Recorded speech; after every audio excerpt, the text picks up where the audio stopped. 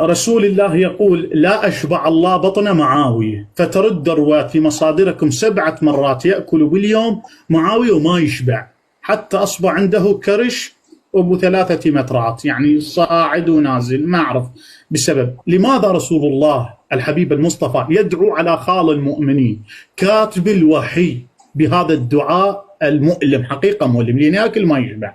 تفضل.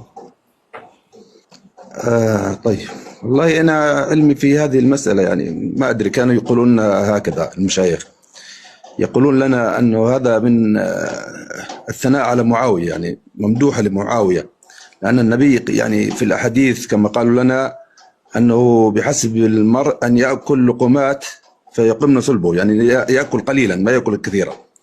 فقالوا أنا هذه ممدوحة لمعاوية. قلت أنا المؤمن مستحب ياكل قليله، بس معاويه ما ياكل قليله، جاي ياكل 7 وجبات باليوم. وين القليله بالموضوع؟ ما أدري كان يأكل هذا القدر هذا، ما أدري.